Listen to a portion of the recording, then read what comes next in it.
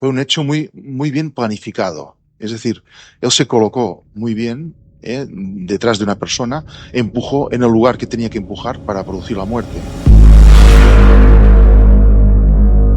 Un hombre ataviado con capucha empuja a otro en la estación de metro un instante antes de que pase el convoy, acabando con la vida de este.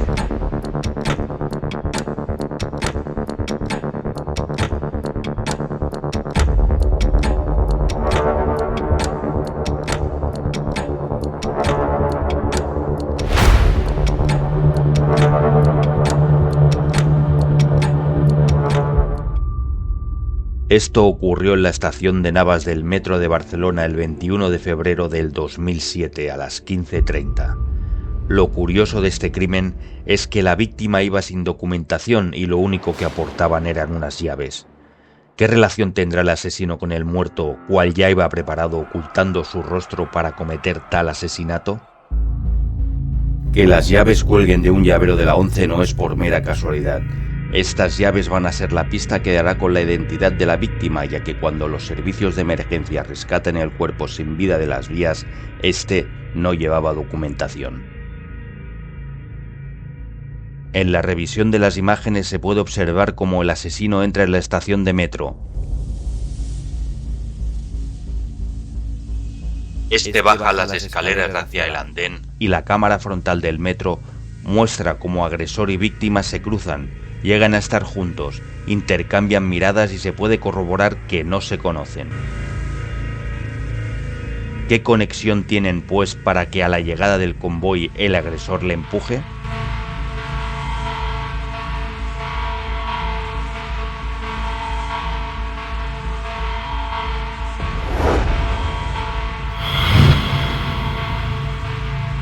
La conductora del convoy frena al ver la acción, pero no puede hacer nada. El resto de viajeros quedan estupefactos.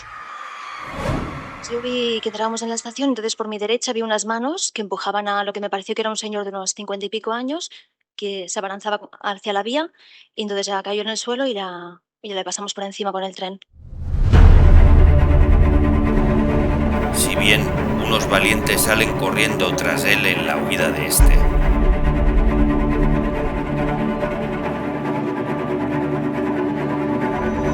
Que la gente, entre cuatro, lo han cogido y decían, cógelo, y era el que lo había lanzado. Sí, lo vi. La policía se lo llevó y lo embarcó en el carro.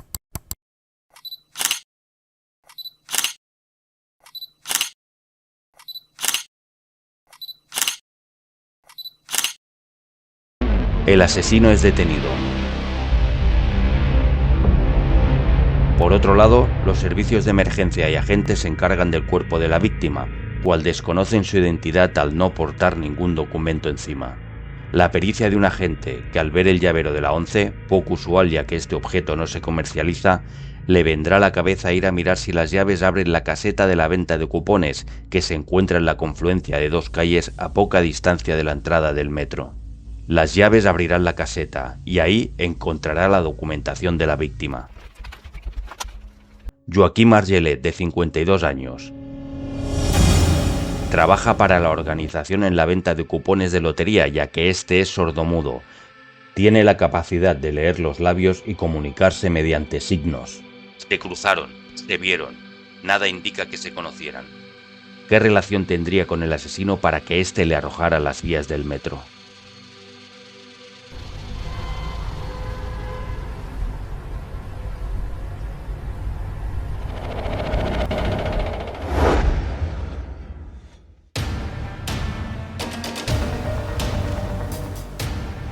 David Zafra, de 29 años, el verdugo que empujó a Joaquim. En el interrogatorio este dirá a los agentes que no conoce a la víctima absolutamente de nada, que no tiene nada que ver con los hechos, simplemente le han asaltado en la calle y que ni tan solo estaba dentro de la estación de metro. Pero cuando pasaron los testigos uno detrás del otro y todos habían afirmado de manera tajante, sin lugar a duda, de que la misma persona que había empujado a la víctima a las vías del metro y la que se escapó por las escaleras era la misma persona que le habían perseguido y en un momento le habían perdido la vista. Comprobarán esto si tiene antecedentes y tras introducir sus credenciales en la base de datos verán que les aparece una denuncia por lesiones, otra por atentado a la autoridad y la última, robo de vehículo tan solo hace un mes. Era bastante difícil intentar convencerle al jurado y a todo el mundo que no era él. A sabiendas de esto, ¿qué relación tiene víctima y agresor? David Zafra frecuenta un comedor social y un alojamiento también social para indigentes en la avenida Meridiana de Barcelona. Para que se sitúen, esto está a 1 minuto andando hasta la boca del metro de Navas. Joaquín Argelaguet regentaba el kiosco de la Once y vivía, también en el barrio de Navas. A 2 minutos de la boca de metro y el kiosco, pasaba cada día por delante del comedor social donde acudía el asesino. El 98,9% de los crímenes del mundo tienen un motivo para asesinar a su víctima. Este crimen es el 1,1% que no lo tiene, al menos para los ojos de los investigadores, ya que nada ni nadie los relaciona a ambos. Joaquín ni reparó en él cuando se lo cruzó en el andén del metro. David tal vez algún día fue a comprar un boleto de la lotería de la Once y al no tener suerte quiso pagar esta con Joaquín. Solo lo sabrá él, David, en el interior de su cabeza.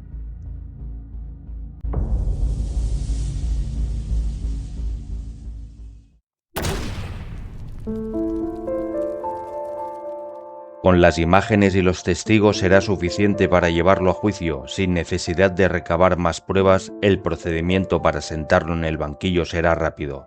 Bueno, 1 año y 8 meses, que para la justicia española es un récord. En septiembre del 2008, David Zafra se sentará en el banquillo, aunque el abogado defensor va a jugar sus cartas. Que estaba siguiendo un tratamiento por esquizofrenia. A David Zafra le diagnosticaron hace 9 años esquizofrenia paranoide crónica, a lo que pedirá al tribunal 10 años de ingreso en un centro psiquiátrico frente a los 17 de prisión que pide el fiscal y los 20 que pide la acusación particular, compuesta por familiares de Joaquín y su hija mayor de edad, cual se preserva su identidad. No es lo mismo cumplir la pena en un centro penitenciario al uso que en un centro psiquiátrico. Cambian las medidas de seguridad, la atención y se pasa a tener un régimen más abierto, teniendo en cuenta que los 10 años se pueden acortar en base a la evolución, en este caso de David.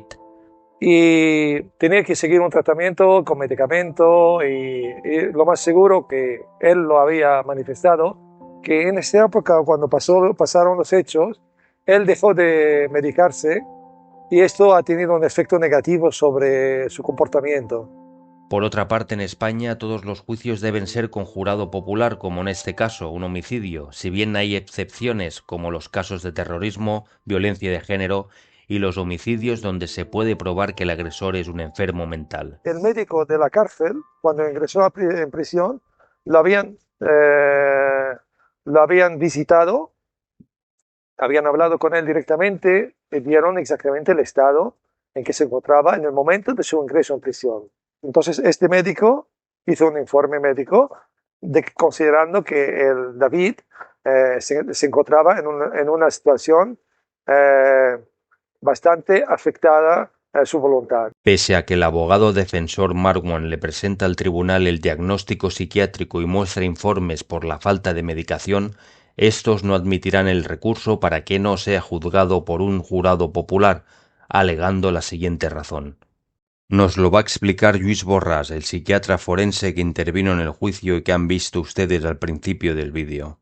Sí, normalment l'assassí psicòtic... Normalmente, el asesino psicótico cuando comete el crimen no toma ninguna medida de seguridad. Está obligado a hacerlo, está movido por sus ideas delirantes y no toma ninguna precaución. En cambio, en este caso, el hecho que llevase una capucha y la cara tapada, él sabía que lo que estaba haciendo estaba mal hecho. Que sabia que el que feia estava malament. Y es que el hecho de ocultar su rostro deviene a una intención previa, por lo que finalmente será juzgado por un jurado popular.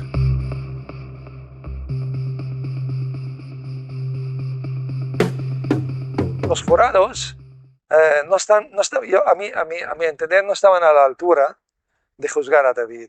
Se necesitaba gente especializada en su tipo de enfermedad, Entonces las preguntas siempre del representante del Ministerio Fiscal a todo el personal que había pasado para formar parte de ese jurado, si había algún enfermo en su casa o conocían a un enfermo de esquizofrenia directo o indirecto en su casa, una persona era justamente enfermera en el departamento de psiquiatría y todos fueron descalificados.